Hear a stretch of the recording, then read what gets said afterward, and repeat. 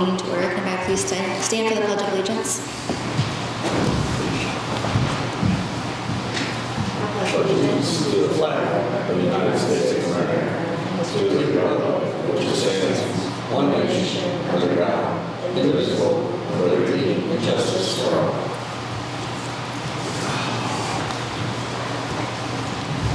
I would like to step out as presiding officer during this hearing, and I would like to make a motion to appoint Aaron Leffingwell as president or presiding officer for the hearing. I'd like to call for a second. A second. Kathy seconded. All in favor? All opposed? Motion carried unanimously.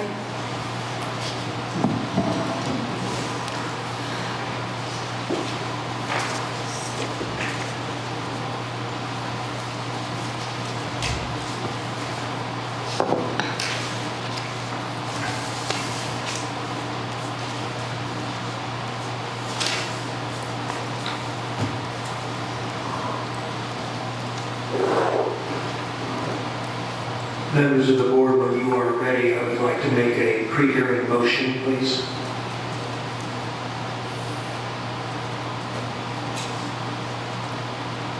You go ahead and start that. Thank you. I filed yesterday with the Clerk-Treasurer, properly file stamped, a motion to dismiss, alleging numerous arguments. My question at this time would be, have the members been given a copy of this motion to dismiss, and had you had an opportunity to review it at this point? You have been given copies of this? Has everyone received a copy of the motion to dismiss? Yes. Okay. My first preliminary motion would be to have that ruled upon based upon the content of that motion, and then I will follow that up with one final additional motion.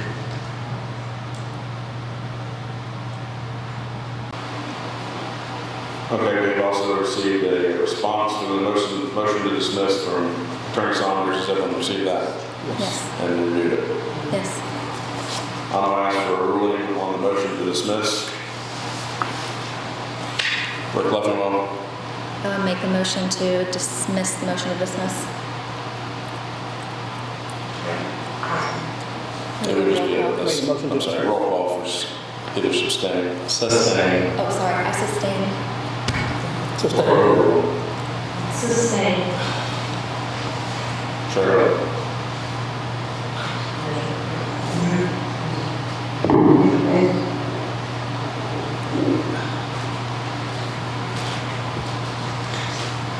Was that sustained, Chair? Or was that overruled?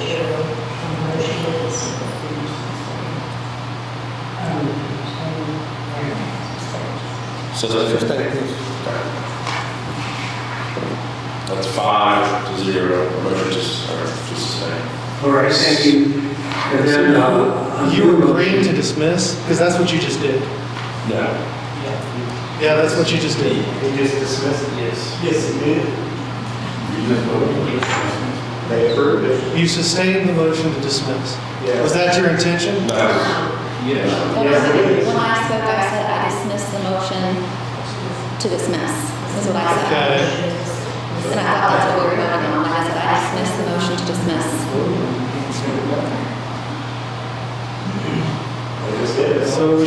So you were sustaining her motion to dismiss the motion to dismiss by your vote? Maybe you should clean the record up on that. Yeah. You can't change it. And at this time, for the record, I'm going to note that the regular appointed town attorney is not present in this room to give legal advice to the safety board members, and the prosecutor in this case, the special prosecutor, is advising one-on-one as if he's acting as this public safety board's lawyer on what to do with a mistake made as he perceives it. And that's a violation of my client's due process of law. The prosecutor cannot also at the same time give separate legal advice to the Public Safety Board with respect to their procedures, their rules, and their holding. there should be a separate lawyer representing your interest as the judges in this case. The prosecutor can't advise you as judges. He can only be the presenter of the charges. And he's trying to perform both duties, and that's a violation of 36834 of the Indiana Code and a violation of the due process rights under the 14th Amendment of my client. I gave no legal advice. All I did was ask for a clarification of the ruling, which I do to judges on occasion when I'm unclear of their ruling. And I'm not giving a judge any legal advice. I didn't give you any legal advice. I asked you to clarify your ruling. What I stated was I make a motion to dismiss the motion to dismiss. So you need to clarify that? My second motion, a new motion, would be an additional motion to dismiss this entire proceeding as a violation of Indiana Code 36834 and the 14th Amendment due process of law fundamental fairness standards for the following reason. For the first time, ladies and gentlemen, for the first time today, I received a witness and exhibit list from the prosecutor in this case. For the first time, we have a legal right to know. That's wrong. I'm going to stop you for a second. This is the second motion, correct? No, something entirely different. This is a second different motion. We need to clarify the first motion first. Okay. Let's roll on that, and then you can make your second motion. All right. So the motion to dismiss, we need to rule whether it's sustain or overrule. Overrule would be not agree with this motion, and sustain would be that it is going to. My original intention was to dismiss the motion to dismiss, so I would overrule his motion to dismiss. For overrules, overall. I sustain. To abbreviate is sustain. No. So if you want to dismiss the hearing, it is sustained. If you want to continue the hearing, it's overruled. It's getting confusing. If you want to continue with tonight's hearing, he's making a motion to dismiss it. So if you want to continue tonight's hearing, you overrule. If you want to dismiss tonight's trial, it's sustain. Mine has to overrule. Or sustain. Overrule. Overruled. All right. Now your second motion, sir. Thank you, sir. For the first time this afternoon, by email, as I was about ready to make a long trip here to Brookville for tonight's meetings, I received a witness and exhibit list. I am prepared to introduce two exhibits in my support.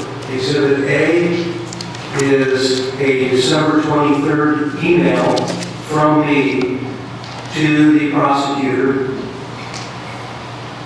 indicating that a reference to the fact that opposing counsel had told me verbally on December 10th, on December 20th, that he would be providing me with a witness and exhibit list the next day, which would be the 21st of December. I did not receive anything from him, and on December 26th, I sent an email to him and requested again, when will you be providing me a witness and exhibit list for the chief's case?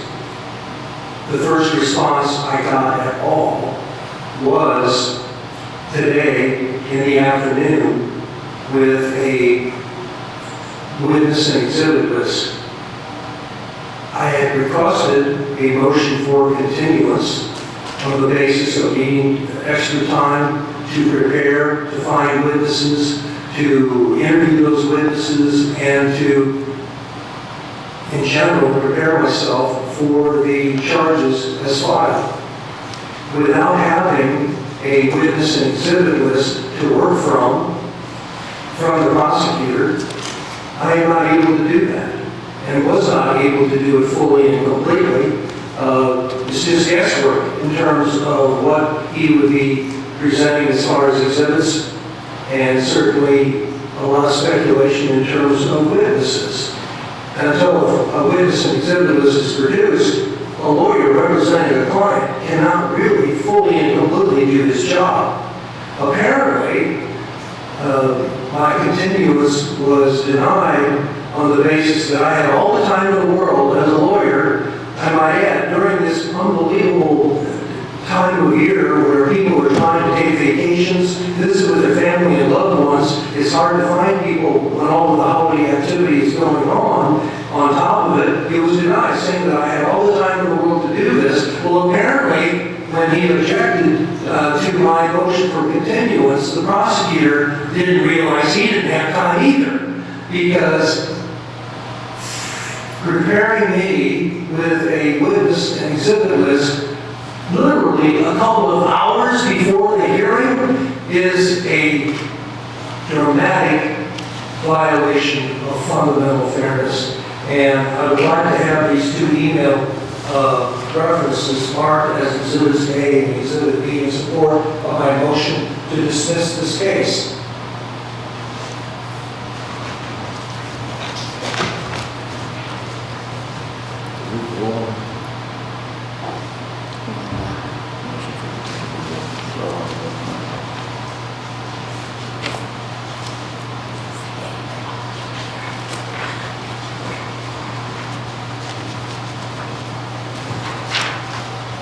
Would the members of the safety board like to receive a copy of this at this time? Yes, sir.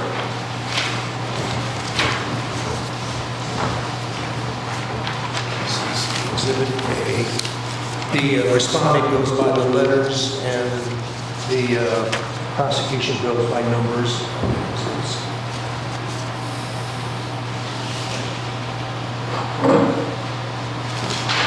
Thank you.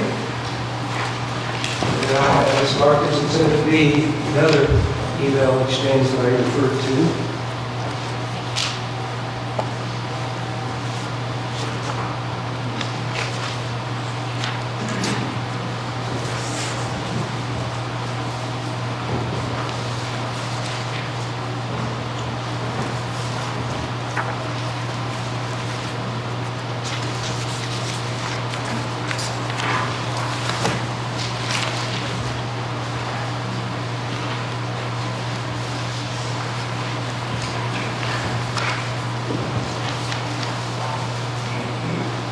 And by the way, today I received at the same time a motion to dismiss count 6, which is a very dramatic impact upon the entire presentation of the case, receiving a motion to dismiss one of the counts just hours before the actual hearing is going forward. And this is what we believe to be a very serious fundamental fairness issue. It's just, how can you present a defense when you get a... If he had given me on the 21st, as I was originally informed by him that he would, I would have had 9 days of work to work on this case. And now I'm given just a few hours to work on this case. And I don't know if the opposing counsel objects to A and B, but I would move that these two be introduced into evidence. Okay. Mr. Sean, No objection. do you have a response to? I do. One, I can choose to dismiss a count once I make that decision, and my decision to dismiss count 6 came very late yesterday, and I filed it this morning after I filed responses to these motions to dismiss that required significant drafting and research time. Second, every witness that I will call has been subpoenaed. Those subpoenas have been placed on file with the town clerk for the inspection of anyone who so chooses, so he would have known that had he asked. Second off, count 1 references Curtis Ward directly.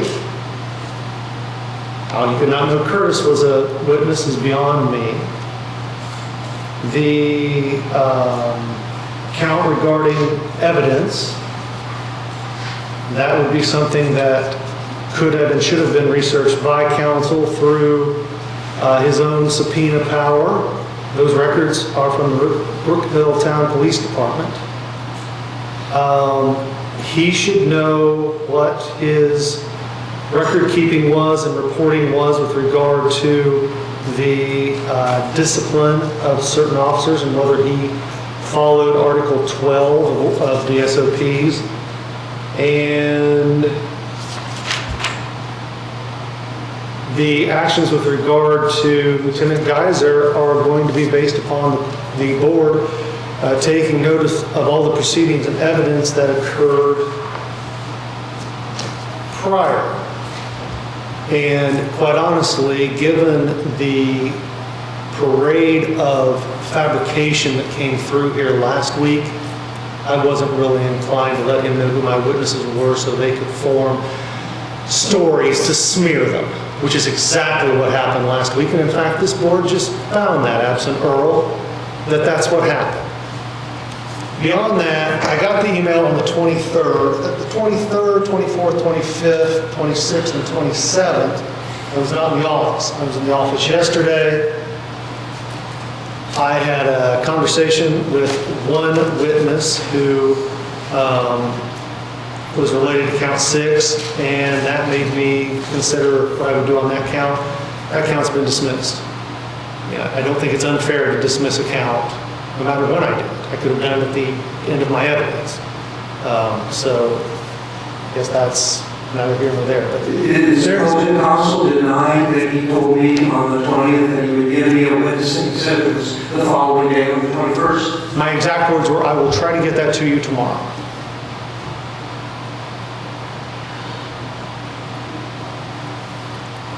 We need to roll on the motion. And his motion was to dismiss based on these. The dismissal. He's asking for dismissal based on lack of witnesses and evidence. Are we doing roll call?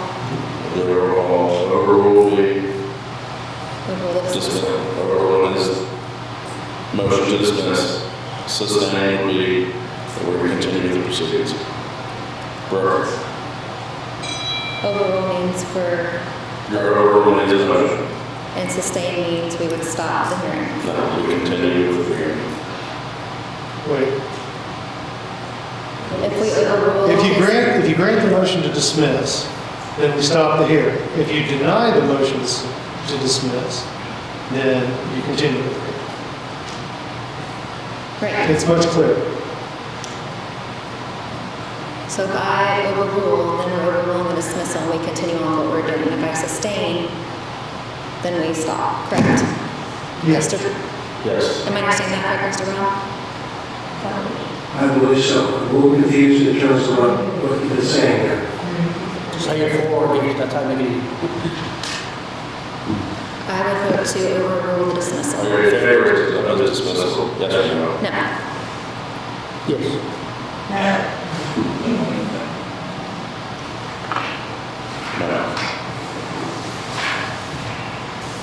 What was the vote by the lady at the end? Sure.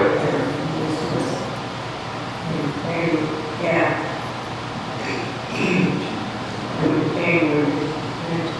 In favor of dismissal? In favor What you said? of dismissing the hearing? What you said? Okay, it's 3-2.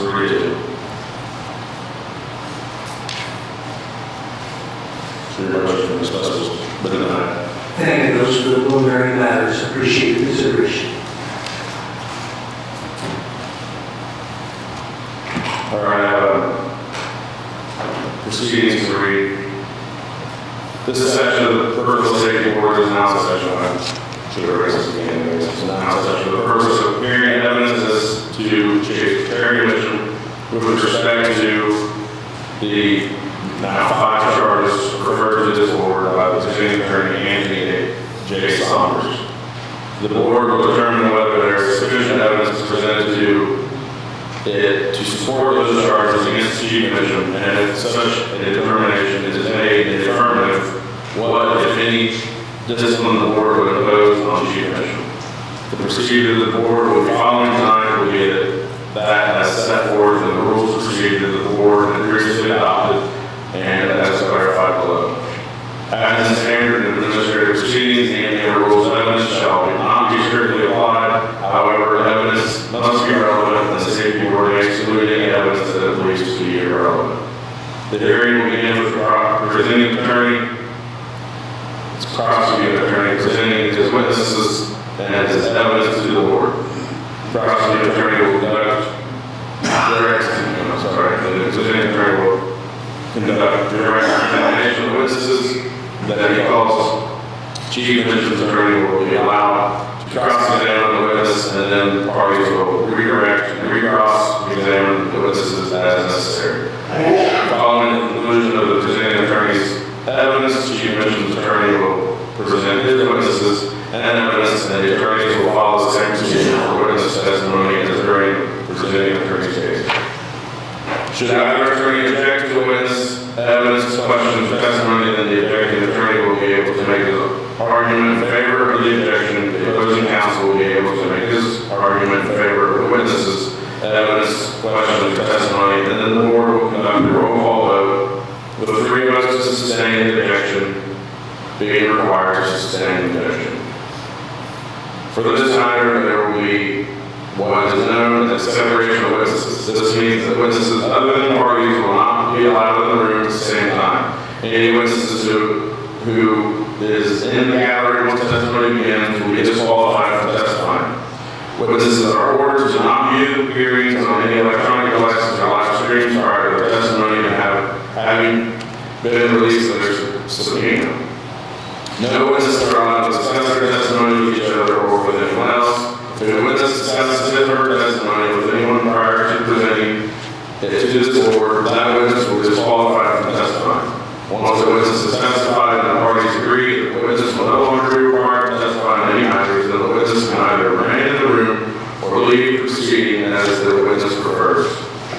After the previous hearing, the state board learned that Lieutenant Geyser attempted to contact Officer Corsi during the proceedings by phone call. Parties to the disciplinary hearing, the witnesses are instructed that they may not contact each other during the hearing for any reason. The public who are observing this hearing are admonished that this is not a meeting where the public is allowed to or has a right to participate. This is an administrative proceeding similar to that which is found in court of law. The public is reminded to conduct themselves as if they were in a court of law.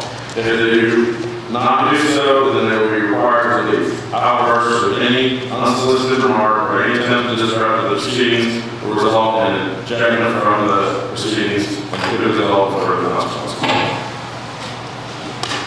I have a preliminary question, if I may. You were reading from a document, a formal document. Who prepared that document for you? This was prepared for by Gregory's town attorney. Hey.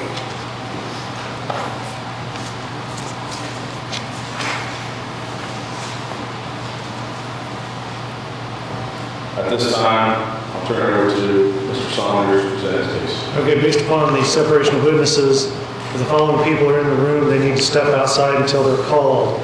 Tim Ripperger, Brian Wendell, Donald Forsey, Bridget Hayes.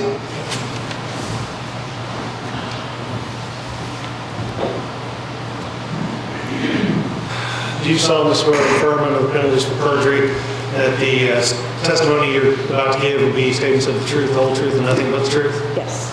Have a seat. Would you state your name, please? Gina Gillman, And what is your current occupation? Clerk-Treasurer for the Town of Brookville. And how long have you been in that position? This is my 6th year. Okay. And at times, you've been the person who receives discipline notices from the police department of Brookville, is that correct? Correct. Okay. And you receive those and log them as you receive them, correct? Yes. And you keep record of those that you do not destroy, is that correct? Yes, I have cause. During my investigation, I asked you to provide me with copies of disciplinary notices that you received from Chief Mitchum with regard to Donald Forsey. Is that correct? Correct. Okay.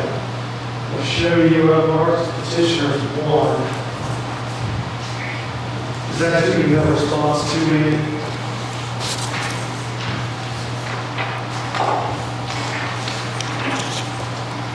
Yes, it is. Okay. And on page 2, is that the disciplinary notice that you have in your file for Donald Forsey? Yes. Okay.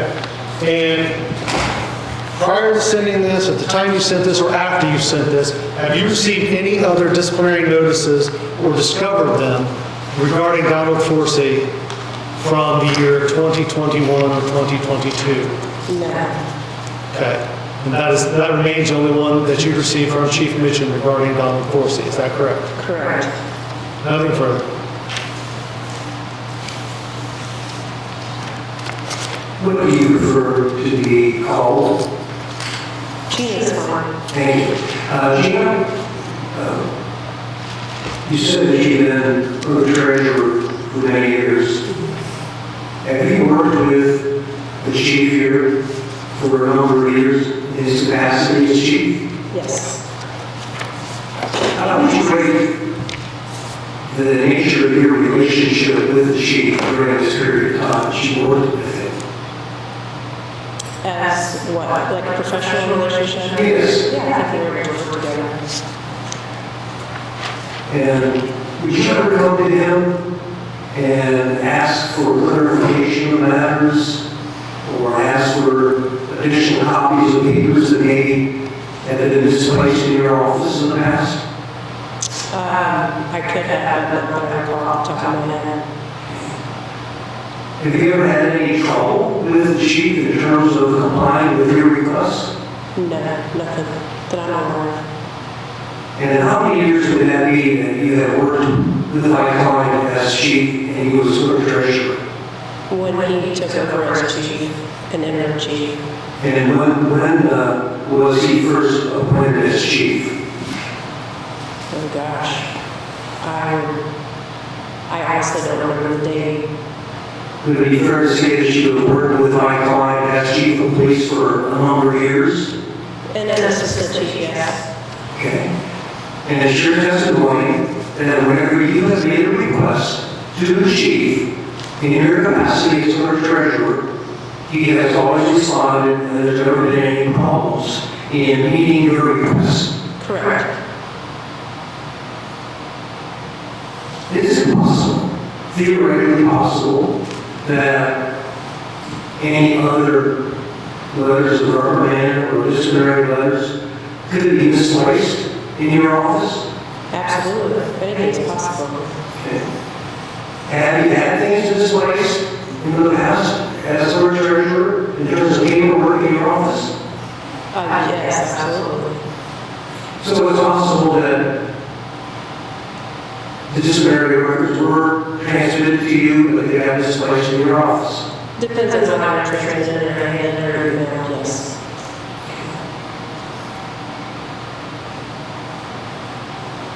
Are you aware of any reason why the chief would cover up a letter of reprimand for Officer Forsey or anybody else on the police department? No. Can you think of any motive that would involve the chief? Objection, calls for speculation, she doesn't know what's in his head. Would you have a question?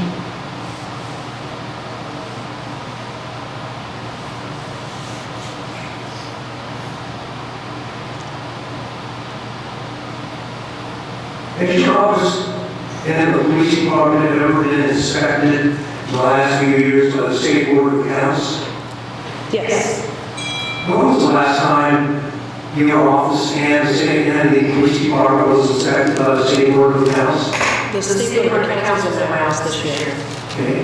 Would that also include an inspection of other agencies of the town, including the police? They inspect records, if that's what you're referring to. Okay. And do you recall the State Board of Accounts ever reported to you any record department or the chief? No, I think from our previous audit back in maybe 2019 or 20, I can't remember what year it was, they just recommended we use a sheet showing the detailed receipts that went to my office and then they signed on them. But that was the only thing. And nothing about the police department in particular that you heard about? No, not us, no. No further questions? I do have one admitted question. I'm going to show you what Mark's petitions to. Did you receive that letter from Franklin County Prosecutor Terry Mitchum on behalf of town board? Correct. And that's in regard to Officer Ryan, is that correct? Correct. Sure, an accurate copy of that letter? From our office. I'd move to introduce two, and if I haven't already, I'd move to introduce one.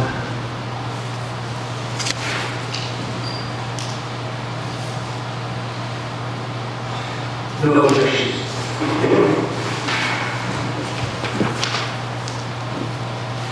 Does State Board of Accounts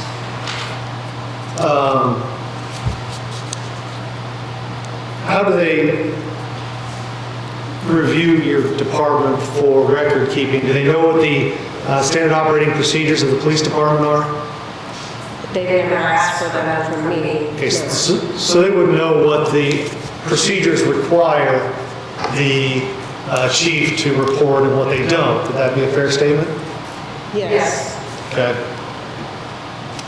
Anything that I'm aware of that they ever needed from the police department, I have to do with receipts. And you are the person who keeps record of ordinances and that type of thing, correct? Correct. I want to show you ordinance number 1-2009. This is,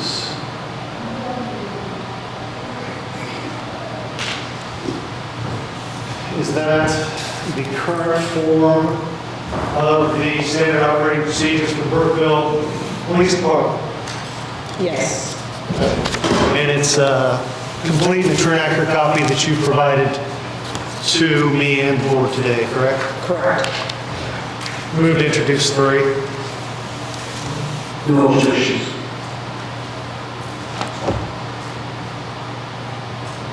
Nothing further. May I have a moment to confer with my client? Thank you.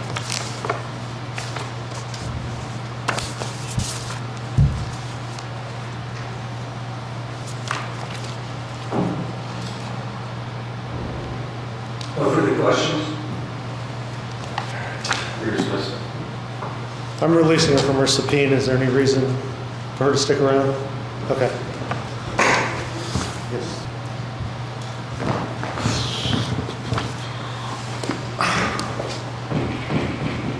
The one on up there.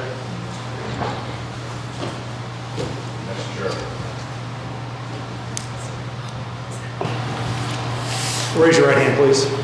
You solemnly swear or affirm under the penalties for perjury that the statements you give will be the truth, the whole truth, and nothing but the truth? I do. Okay. For my phone.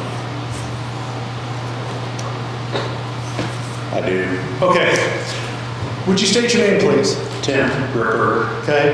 And you are currently employed by the town of Brookville, is that correct? Yes. And how long have you been so employed? A little over 32 years. Okay. And what is your job title? What is it now? Yeah. Utility supervisor. Okay. And prior to being utility supervisor, what was your job title? Town administrator. Okay. And when did you stop being the town administrator? I moved out of the office on January 5th of last year. Of 2021? Yes. Okay. Now, as town administrator, did you sometimes receive documents from the Brookville Police Department, specifically the chief of police, whoever that may have been, regarding discipline of officers? Yes. Okay. Now, I'm going to show you something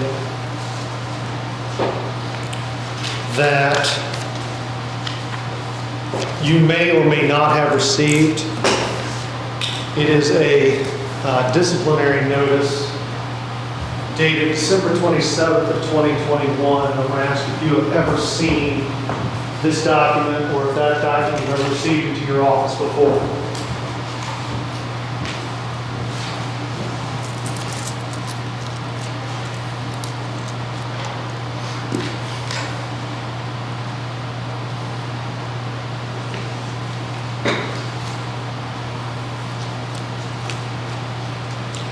I've never seen this before.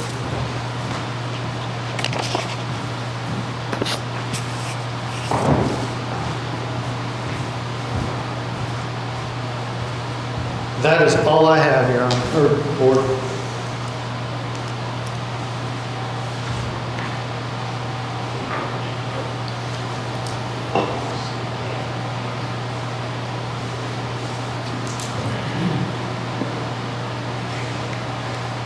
Did I hear you correctly, sir, that you would receive write-ups from the chief of police and when you were town manager? Of write-ups, I would receive disciplinary action reports or something like that. I don't know what- From the chief Yes, regarding the police department? You do recall receiving some write-ups. yes. Do you remember which write-ups those were?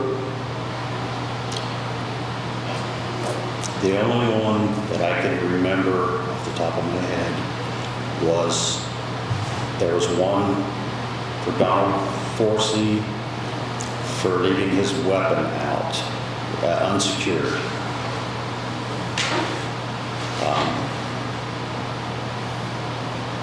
There was another one, it wasn't a reprimand, I think it was a, he wanted to make Lieutenant Geiser a lieutenant. I remember that one. I'm not sure what the other two were at this time. So the other two, you don't recall, but is it possible that they also dealt with Officer Forsey? They did not. Yeah, I know that they didn't. I just can't remember who they did relate to. They did not relate to Officer Forsey. Is it possible that you did receive others besides the ones you specifically recall in your testimony today? Did I receive others? Others from the chief in terms of write-ups? That I had 4, I guess, write-ups in my files, and that's all I had. And one was Forsey with letting the handgun out, and one was for to raise the rank of Lieutenant Geiser. And 2 others which you don't recall the names of those other 2? I do not. No further questions. Couple things to clear up the record. One, you started this at the utility office in January of 2021 or January of 2022? January of 2022. Okay, so just this year, you've not been there quite a year yet? No. Okay. And then I'll show you this again. I didn't mark it previously, but this is what I preliminarily marked as Petitioner's Exhibit 4. And is that document I showed you earlier? Yes. And that's the document that you have no recollection, haven't seen. I do not have that. Okay. And this was issued on December 27th, 2021, so that would have been during your time as town administrator, correct? Yes. Okay, nothing else. During your time that you had the opportunity to perform your duties as town manager, and at the same time that my client was chief of police, did you ever have any problems in terms of the chief not fulfilling your requests that you made on him?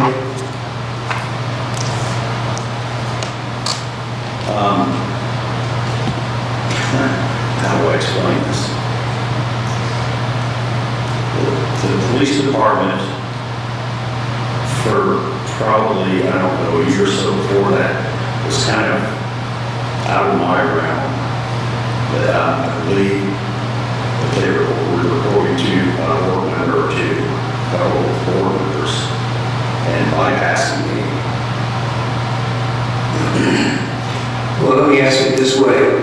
During your time that you served as town manager, how would you rate the cooperation level of my client with you and your office?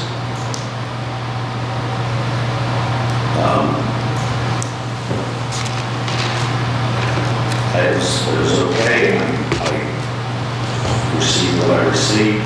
If I didn't receive something, I just didn't know it. No further questions? That raises nothing new. You're excused. I'm releasing from a subpoena, so I would have no further need. then you're free to leave. Thank you. Raise your right hand, please. You solemnly swear or affirm under penalty of perjury that the testimony you're about to give here will be the truth, the whole truth, and nothing but the truth? I do. Okay. Would you state your name, please? Curtis Ward. Okay, and what is your affiliation with the town of Brookville, Indiana? I'm the president of Brookville Town Council. And how long have you been on the town council? I was elected in 2016, sworn in 2017, and have been on since. And how long? I've been president and since the 2021. Okay. And are you familiar with the person you refer to as the Chief of Police, Terry Mitchum? I am. Okay. And how do you know Terry Mitchum? I know him in a personal capacity as well as a professional capacity. Okay. And prior to college, July 18th of 2022, what was your relationship with Terry Mitchum like? It was a very pleasant relationship. We had a good working professional relationship as well as a very personal relationship. We talked on several occasions. He stopped in at my job sites on a weekly basis at most. Most of the time it was, more reoccurring than that. I helped him sell his house or his wife's house. I also helped him purchase their new residence on the reservoir. So I would say we had a professional relationship as well as a very close personal relationship. Okay. Did you guys, have a beer together at a bar or something like that, or dinner together, or what was that? We drank together, we talked personal conversations together, we played golf together. So it was a friendship as well as a professional relationship.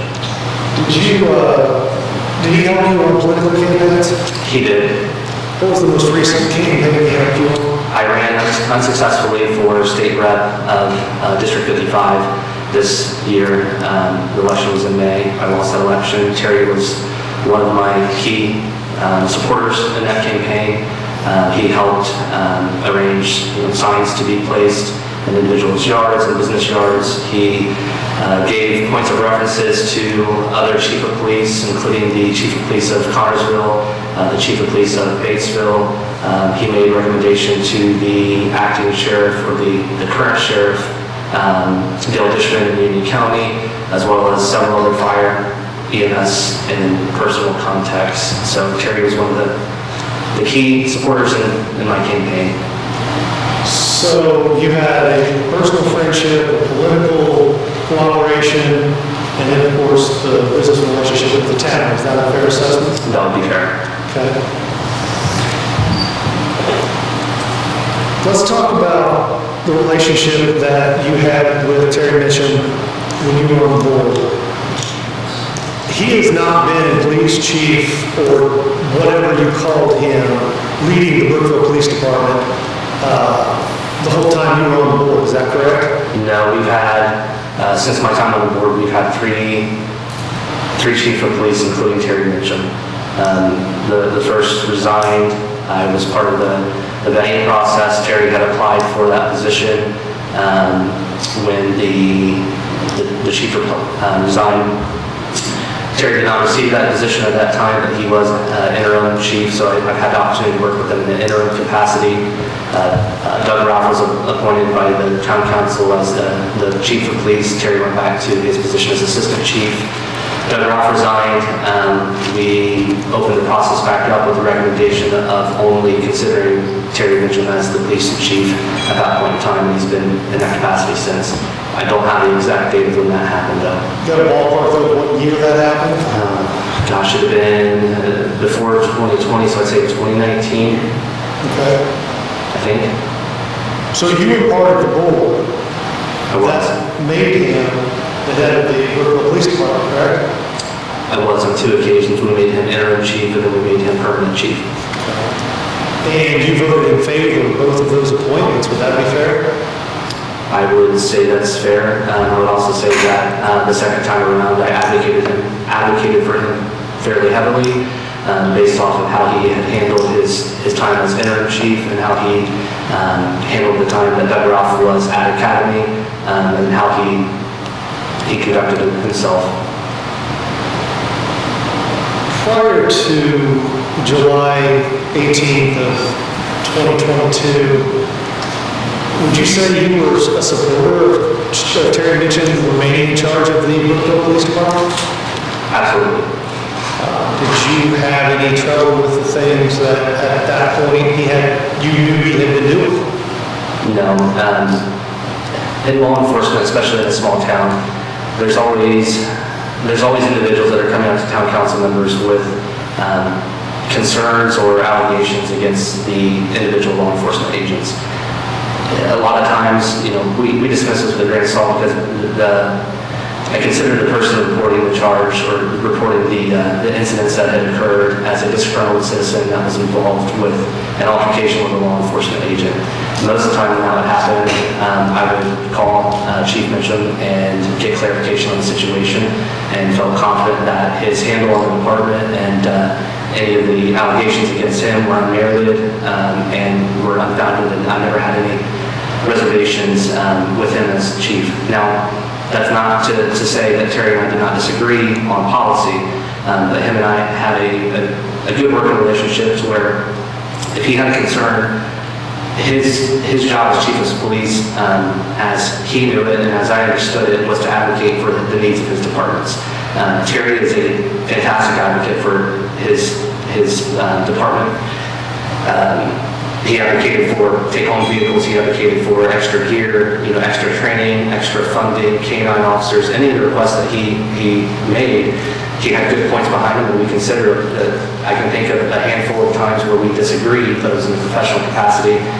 He knew that as a town council member, we weren't able to give a yes to everyone on his wish list, and he told me on several occasions that if we said no, that he understood it, but he was going to continue to advocate for it, and we did. That relationship was something that I've enjoyed since 2016, and has been a relationship that I have enjoyed up until July 20th.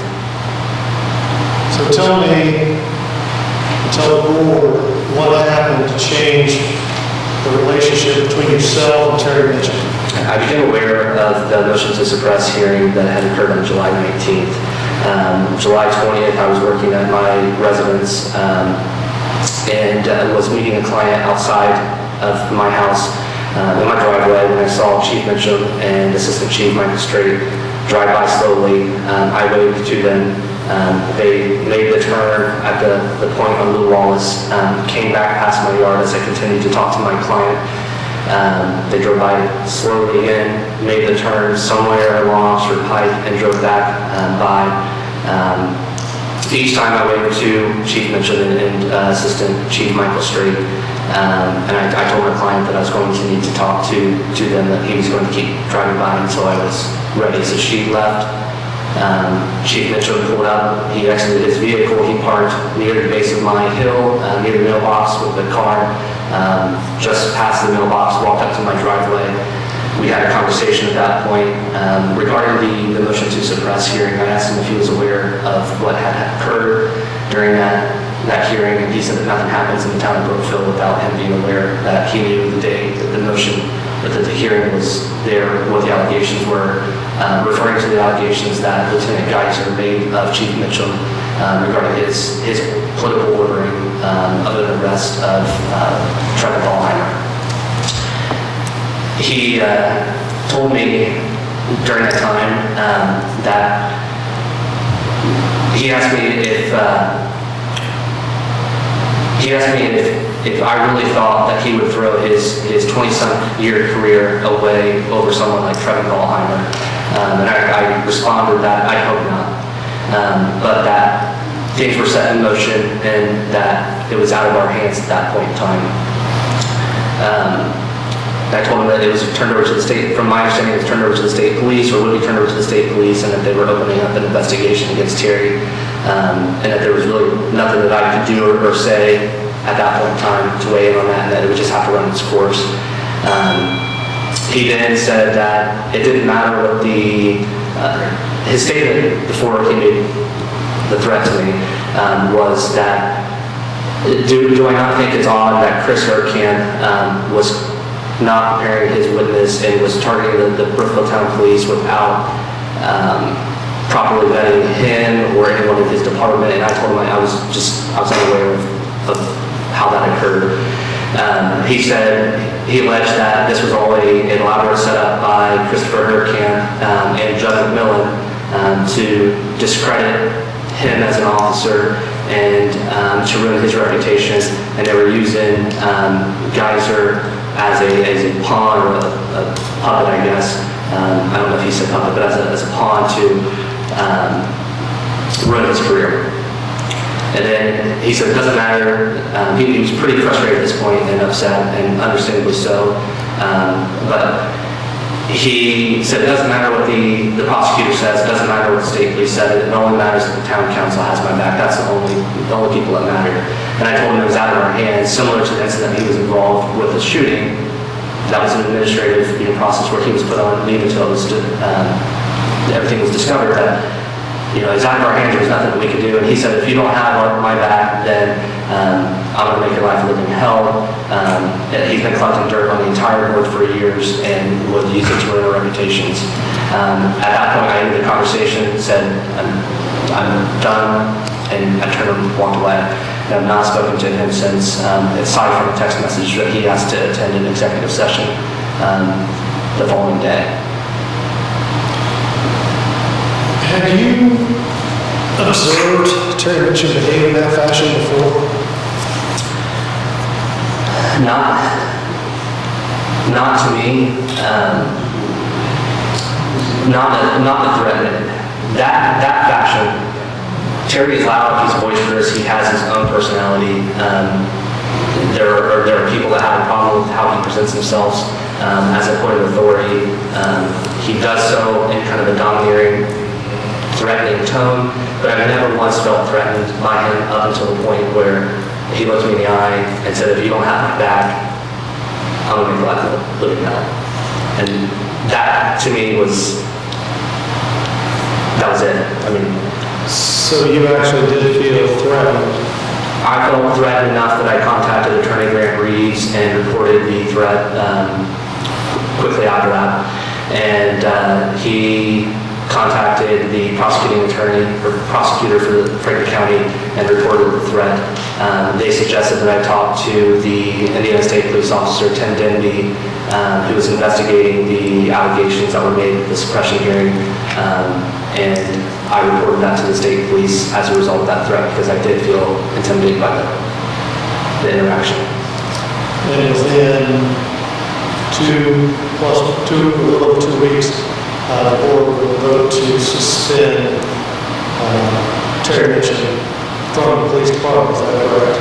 I believe so. And you voted in favor of that at that point. Is that correct? I did. Now, is there anything that you think the board needs to know in evaluating any testimony that I have covered?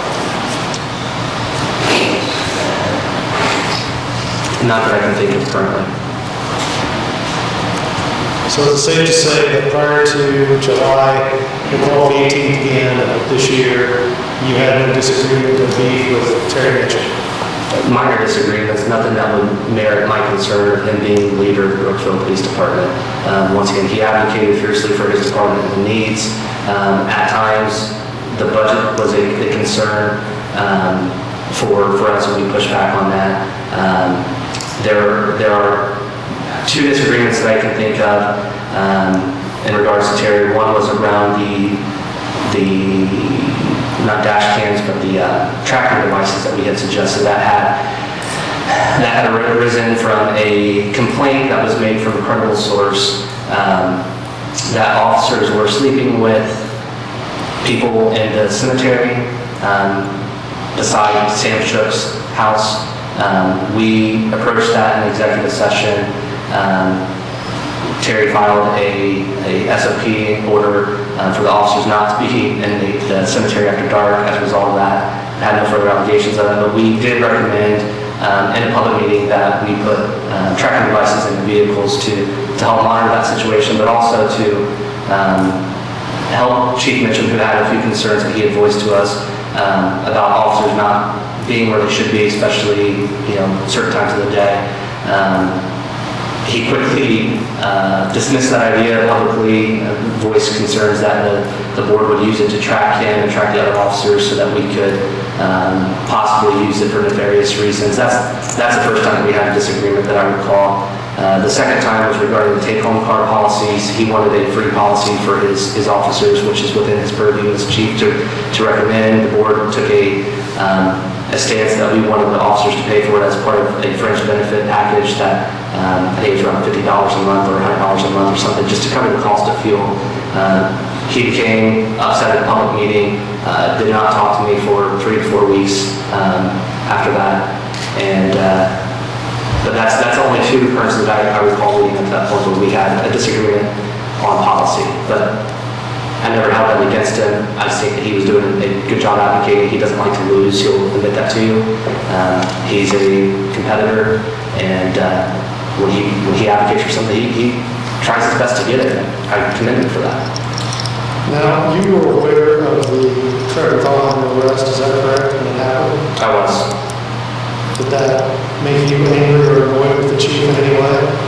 Now, I try not to get involved with the direct day-to-day operations of who they arrest or anything like that. I was notified because one of my contractors who subbed out for us was included in that arrest. Garrett Pierce, Mr. Braun pointed that out in his previous hearing. I was notified that he was arrested. I did call Chief Mitchum the day after the arrest, or I guess the morning of the arrest, and asked him what happened in regards to that, because that was all, it was big news. It was not uncommon for Terry and I to talk about big events. When there was a shooting in my subdivision, he was giving me play-by-play actions of what was going on. When there was raids on drug houses, he would send text message of the evidence collected to board members at that time. He would call us and he would tell us about the job that he was doing, and we would commend him on that. So that was just part of our, I'd call it a personal relationship, not an official capacity. So I called him up as a person and asked what happened today. He told me he wasn't aware of anything that happened, that it was a Sunday morning, I believe, and he was off duty, and would follow up with me the next day. So, when you heard that Ryan Geiser was claiming the chief ordered him to make that arrest, did you believe Geiser, or did you believe the chief when he told you he did?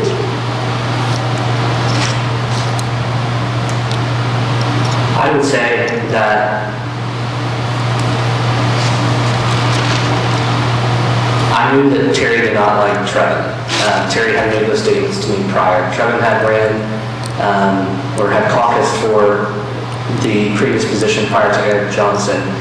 He had full support by the board, the town council at that point in time. The dichotomy of the board was made up 3-2, Democrats or Republicans.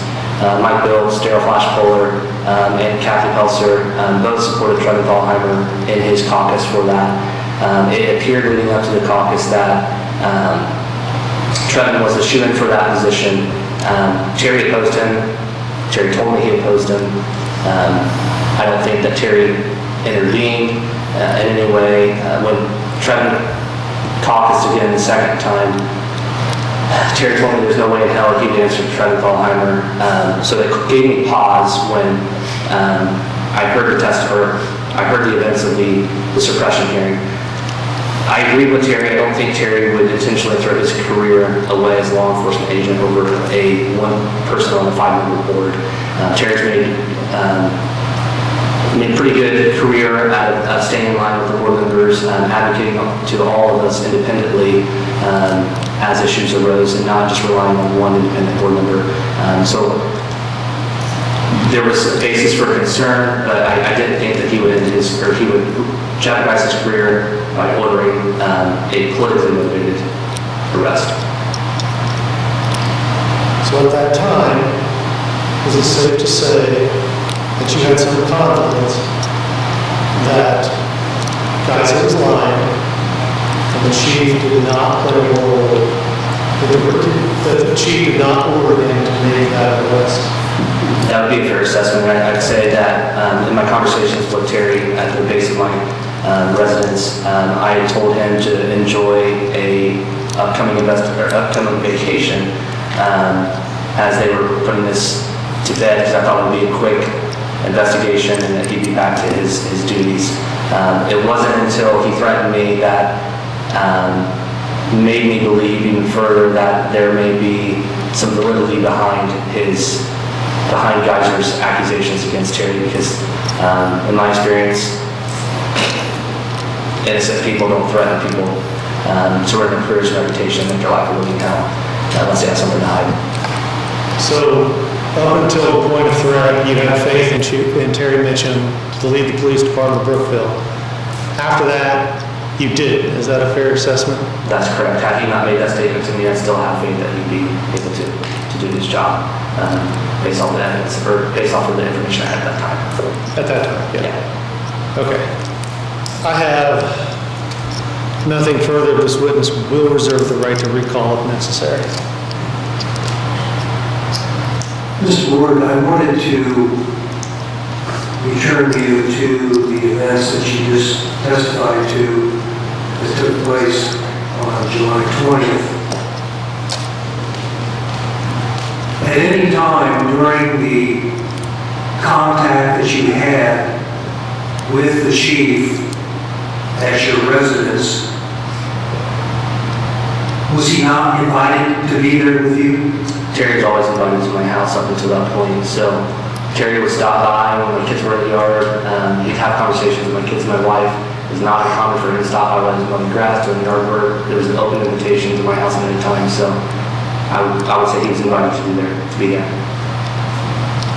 Mr. Ward, at any time during the chain of events that you testified to that took place allegedly on July 20th, did the chief draw or attempt to use any physical weapon of any kind against you?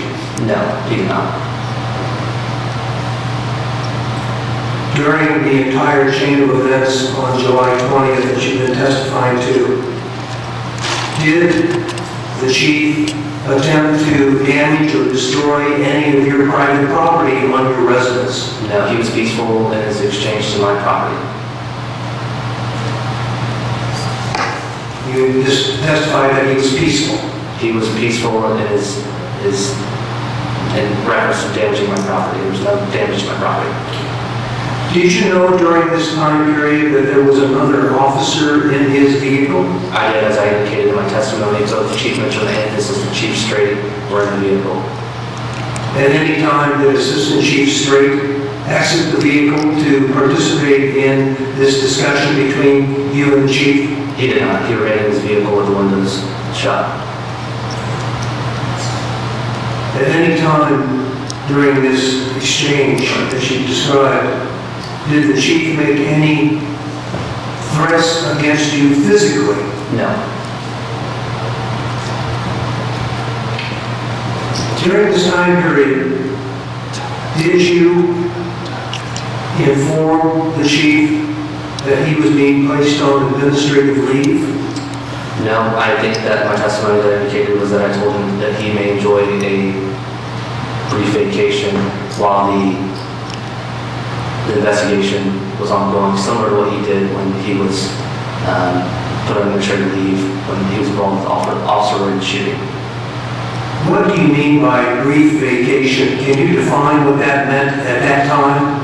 The way that I intended it to be meant was that he was going to be put on administrative paid leave while this was being played out. I was giving him the heads up as a friend that was likely the outcome, as is common occurrence with any police involved proceedings where they have been alleged with a crime.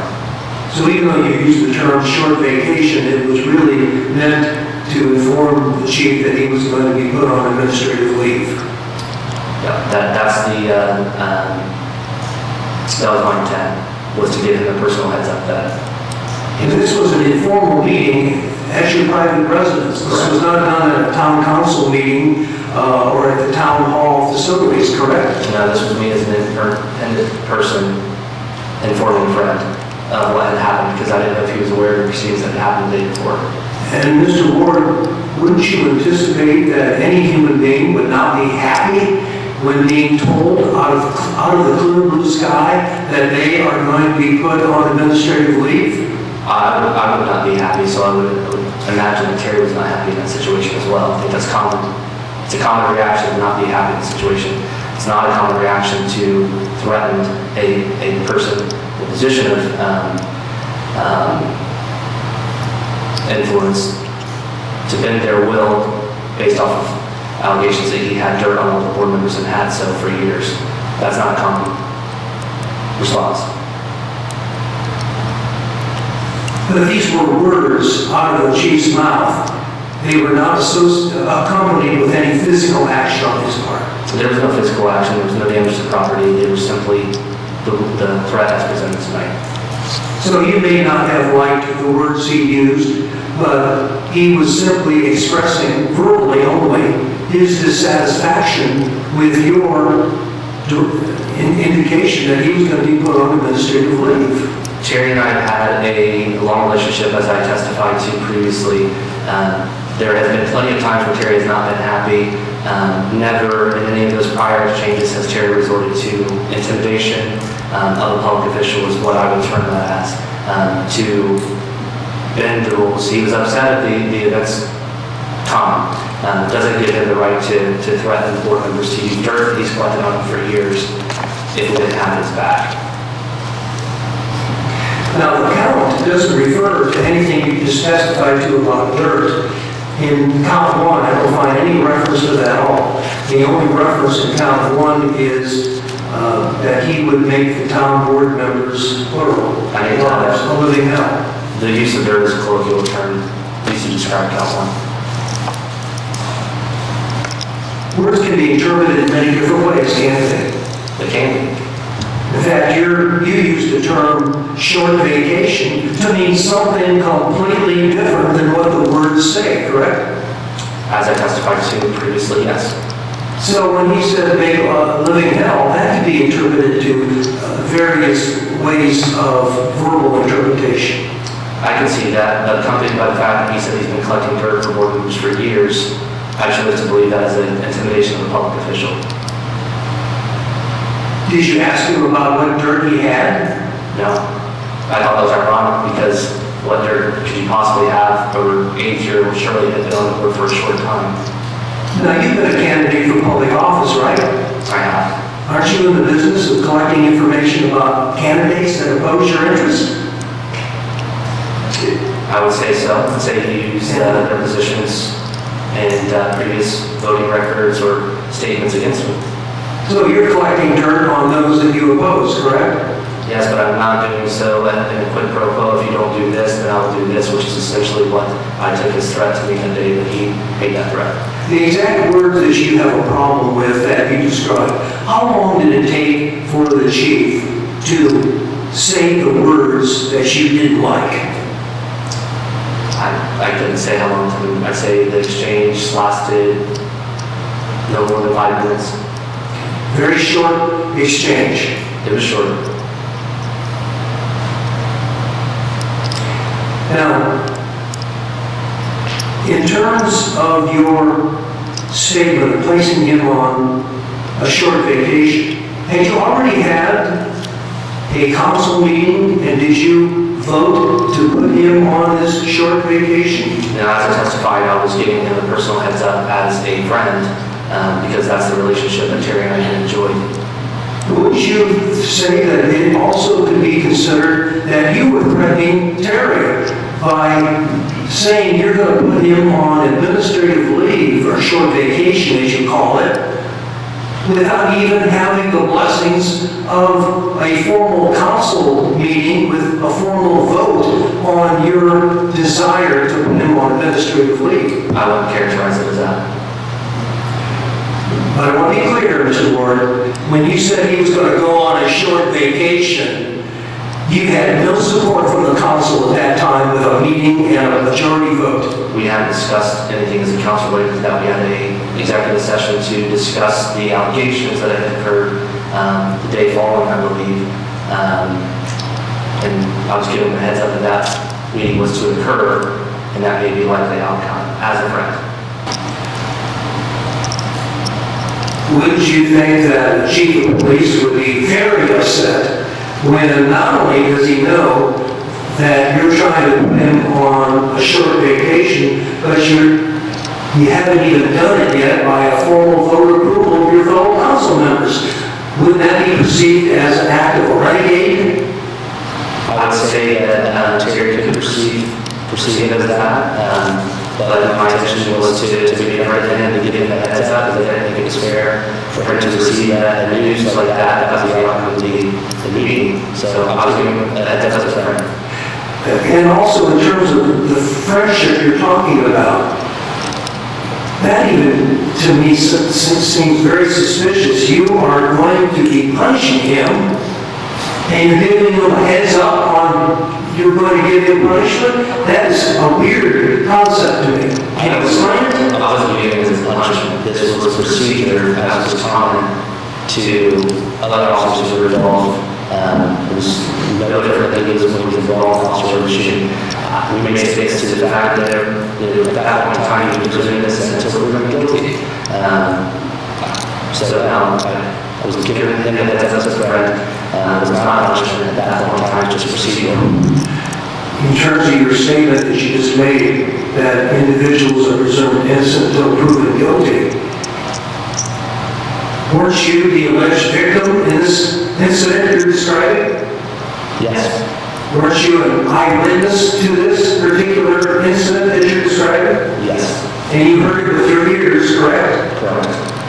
So why would you make a comment, presumed innocent until proven guilty? In regards to the charges in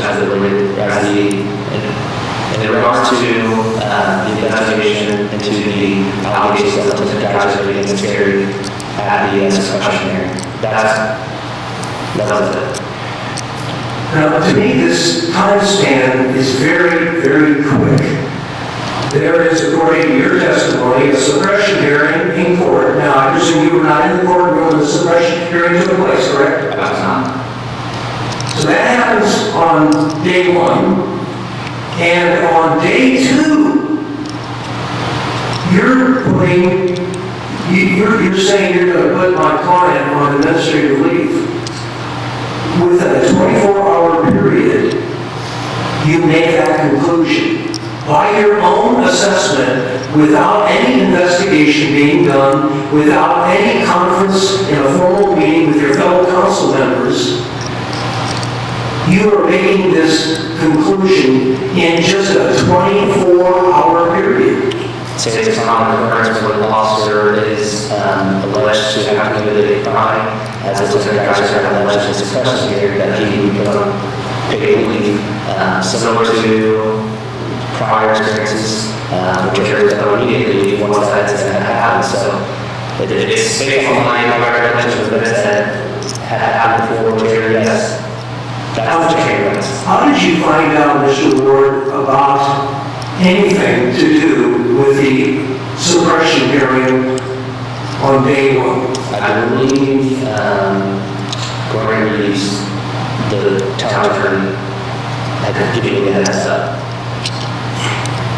after the suppression hearing. And in this particular circumstance, did he indicate that he was present in the courtroom during the suppression hearing? I believe he indicated otherwise, so we didn't on that. And I presume that you did not have an opportunity to examine any transcript of the suppression hearing, wouldn't even be available yet, right? Yeah, that transcript was available for someone to check that.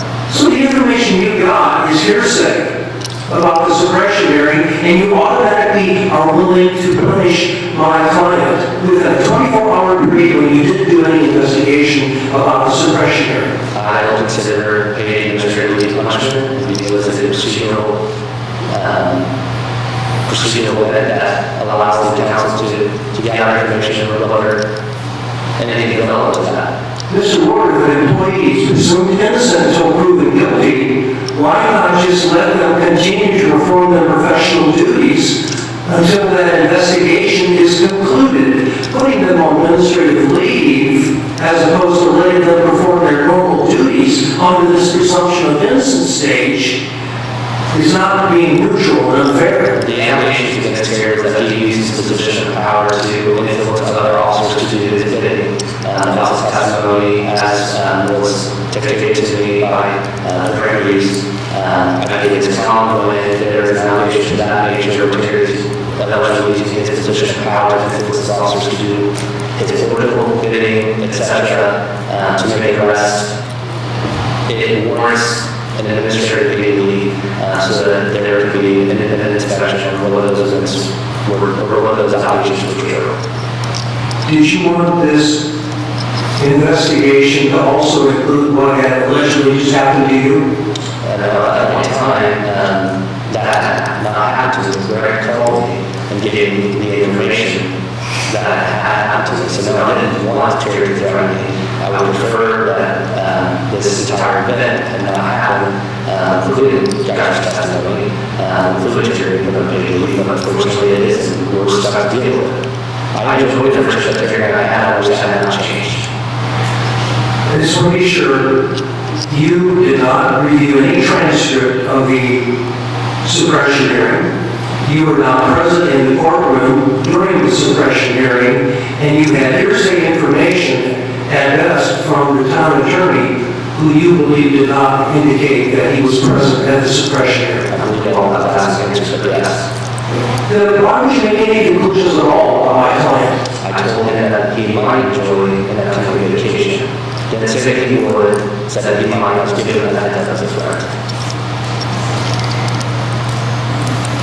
When did you report anything to the Indiana State Police Department? You testified to that under direct examination. I did.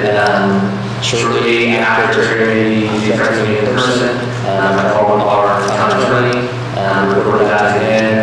He called Christopher Camp to see what the proper steps was in this particular event. Christopher Camp said that he would recommend talking to the state police detective in conjunction with the investigation that was going on against Guy's allegations into Terry. So did you file a complaint yourself? I filed a report with the detective deputy at the town office when he came to take my statement. And in this statement, did you refer to the alleged threats that the chief made against you during this incident you testified to? I did. The report that they gave to Officer Deputy in Spanish listening to the testimony that he tonight. So you were reporting in part information where you were the alleged victim. Correct. That's very intimately involved in the totality of the circumstances of a case, correct? I don't understand what that means. Okay. A victim is an integral part of any criminal case, correct? Correct. And you were the victim in what you reported to the Indiana State Police, correct? I think the entire report would be considered evidence because the threat does not mean specifically of the board in totality. But this alleged threat was only made to you personally. It was made to me personally for the entire report. Okay, so you were the only person that witnessed the comment, correct? Correct. And without you, there would be no information at all, correct? Correct. And on the 19th was the suppression hearing, on the 20th was this alleged incident. Objection, just to answer Town Council. at your home, and then, I'm going to show the time on here, the next day you reported it to the state police. I objected on an asked and answer. It's been asked repeatedly. He's Okay, if that's the case, I'll withdraw it. It's been clear then. According to you, I'll just withdraw the question. You are personally involved, as you have testified, it's obvious, in this entire matter.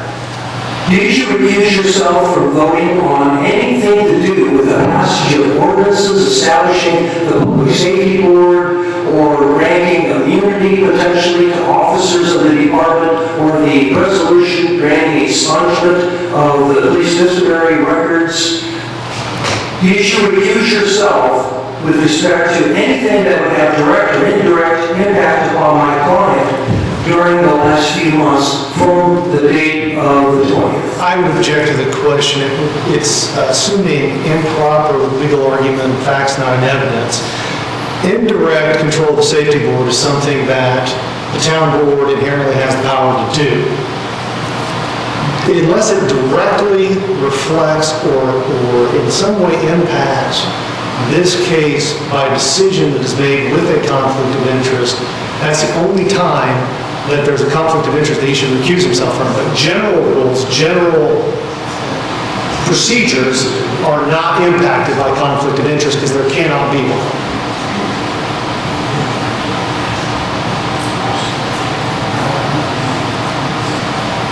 All right, let me ask it this way.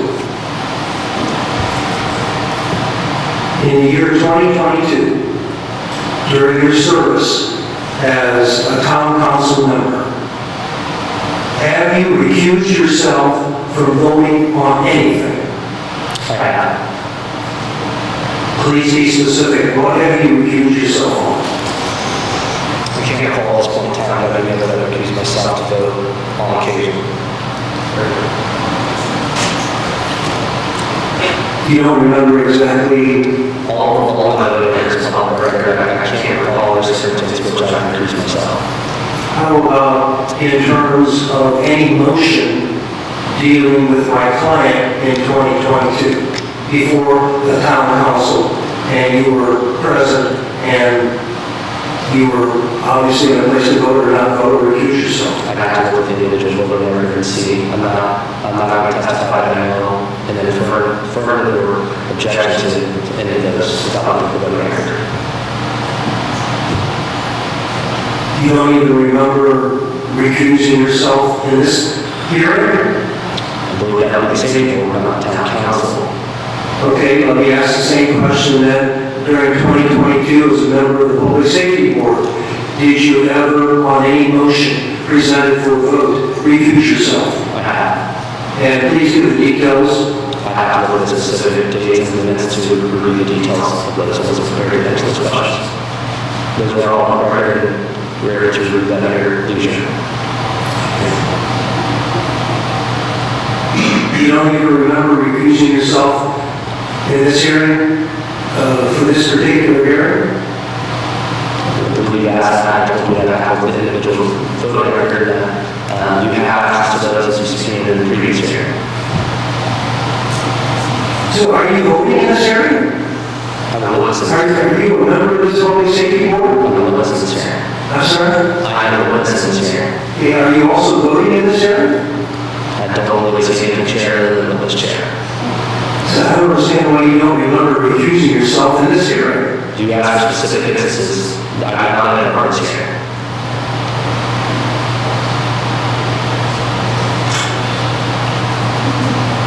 What is your viewpoint as the town council president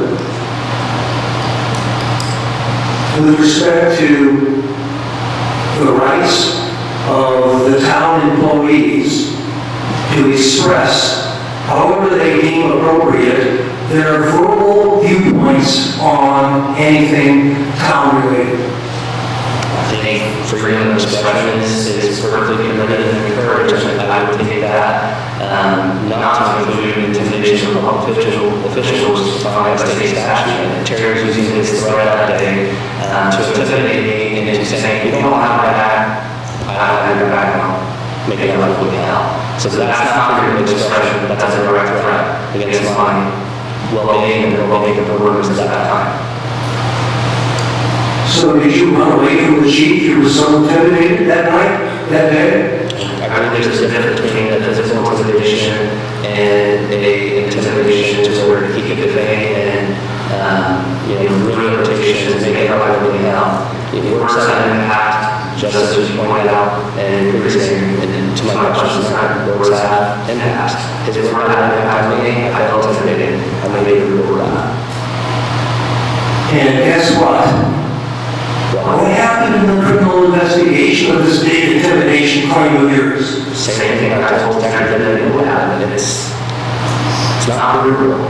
Terry is great at what he does. If Terry ordered guys to make a legitimate arrest, Terry's cautious enough and Terry that he was not going to put any evidence in the trash. And it was my word against Terry's, and I told it as such. I made a report out of abundance of caution based on the legal advice that Gregory gave me as acting president because of the threats were made to me and to the entire board to report that. I personally did not feel that anything criminal was going to come of that. But again, you did make a complaint with the Indiana State Police Department and you were interviewed by it, correct? Objection, asked and answered. He's asked this question, it's been answered. He's already given this testimony 3 times. If you thought nothing would happen, then why report it? Crimes happen all the time, as your client will testify to, as other officers testify to. Just because a crime happens does not mean it results in conviction. Case in point, it was just a guy's testimony being overturned, and the motion to suppress, leaving it where it is today. Guys are not letting that crime happen. Did it result in anything? No. Does the guy still believe that crime happened? I believe so. Does Terry believe that crime happened? I believe so. Doesn't make whether the crime happens or not as a result of conviction. Terry threatened me or reported the threat. I believe that, I believe now that nothing happened as a result of that threat. I was in Terry. Is it your testimony that my client has magical powers and control over the Indiana State Police Department that investigated this matter? Objection, assumes facts not evidence. He wasn't even close to testifying to that. He is saying He didn't say it's a bogus investigation. He didn't say anything about magical powers or any of that stuff. He said that Terry is good at defending himself. Did you say that?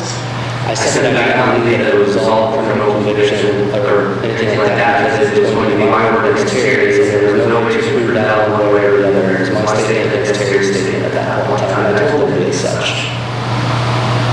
So the Indiana State Police looked into it, and the special prosecutor looked into it, and disagreed with you, didn't they? And I had no idea if they considered it or not, and then we had a special prosecutor on seen before, and seen officer did before. Didn't get it all, I was giving a little shit, and then, Now, Mr. Gordon, you said you were interviewed by the Indiana State Police about count 1. Once again, asked and answered. Objection. Well, this count was what you said. I was interviewed by Detective Lee regarding my allegations that Terry did threaten me, I made the reporters to make their effort, yes. So using your own approach here, the Indiana State Police and the special prosecutor chose to believe him over you. Objection, calls for speculation. He has no idea what they chose to believe or not.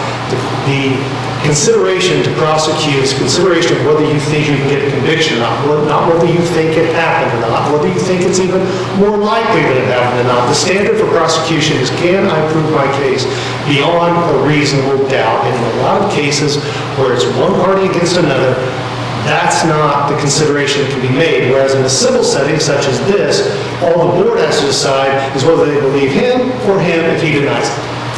So the fact of the matter is, it's mischaracterizing evidence and it's mischaracterizing procedure to ask questions along that line, and it calls for Mr. Ward to speculate on what the motives of the state police and the special prosecutor were.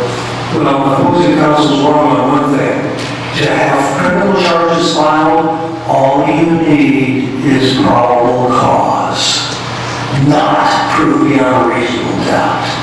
Well, actually, if you're going to prosecute a case, you should probably have proof beyond a reasonable doubt, because even if you charge it, you're going to get your butt kicked in court and look like a fool. So most prosecutors will tell you, if I don't want to look like a fool, I'm not going to file charges I can't prove beyond a reasonable doubt. I agree, prosecutors will not file weak cases.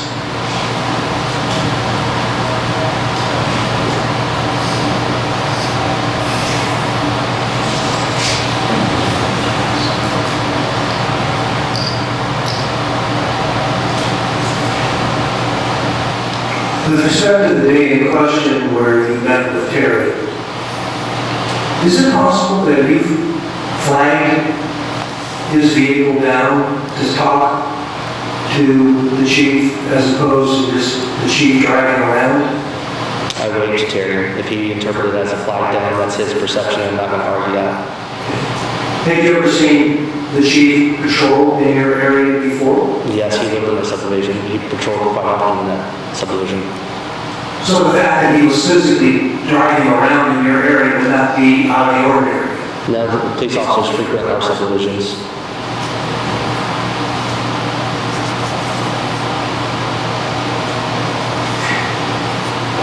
Did you ever uncover any evidence that went towards making this promise a good one in terms of making it a living hell for board members? Can you rephrase the question? Yes. All right, on the 20th, you said that my client was going to make for the board members living hell.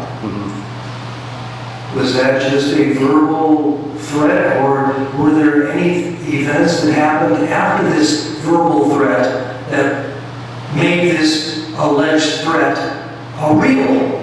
There were subsequent events that happened after that through Terry's then criminal defense attorney, Brad Banks, of calling, I believe, Attorney Saunders and letting him know that he had text messages or Snapchats from board members requesting a politically motivated arrest. I believe he brought those up in your previous hearing. I believe he made them referencing the alleged Snapchats that occurred between Brooke Leffingwell and another officer. And how's that making anybody a living hell? It's used to defame her reputation and to, discredit her. He's also called other people that I'm connected with in the community, saying that I've ordered them to do politically motivated arrests on them as well. They called me up and said that Terry told me that if he's going down, he's taking you down with him. So yes, there were subsequent events that happened after that. Can you be more specific on who told you these things? Mark Shires said that I ordered him, or I told Terry to order him to arrest him so that Aaron Leffingwell could retain his position as the chief of the fire department. His son, Kyle Shires, indicated that the same conversation had occurred, that I had asked Terry to look into Kyle allegedly driving drunk in a fire vehicle. Tony Wendell, who I use for banking, told me that he received a call from Terry regarding his son, that I had ordered Terry to fire his son. So those are the three that I can think of offhand. Now, at some point in time, after the 20th, my client was put on administrative leave, like you said what happened, with a no contact order in terms of town employees and town property, correct? Yes. Did you ever make a comment that if the special prosecutor comes back with no charges being filed, that my client would be brought back onto the department? I don't know if I made that comment or not. I read a statement that was prepared to us by our attorney, I'd have to read the statement to determine whether that's an accurate depiction or not. It is possible that you said that. I read a statement, I don't know what the content of that statement is without reviewing it.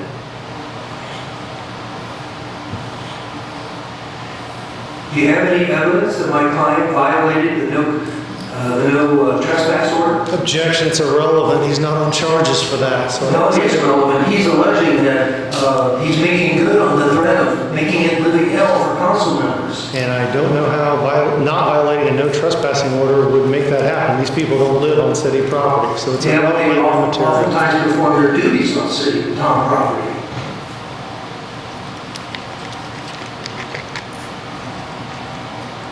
You withdraw your question, you must go on. I like to move on. Attorney Saunders is objected. No roll call. Roll call, Brooke. Sustain. Earl. Overruled. Sustained. Shirley. Overruled. She said overruled. I sustain.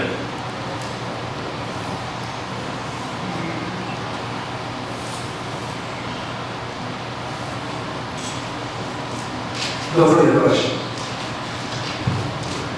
So you became aware that Chief Mitchum had been pulled into this state police investigation, is that correct? Yes, Okay. And was that prior to your conversation with him on the 20th? it was. Grant alluded to Chris Hurricane saying that he recommended that the state police investigate the validity of the testimony the Geyser had given in the suppression hearing. And so when someone's under investigation by the state police and the Brookville Police Department, they're placed on paid administrative leave, correct? As was previously done, in my experience with town council, yes. Okay. And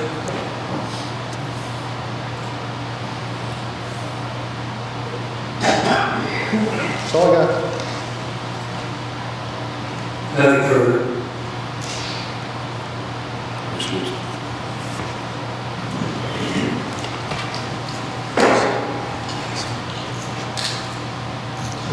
You remain, he's done his subpoena, correct? Hey Curtis, I need you to hop out for a bit.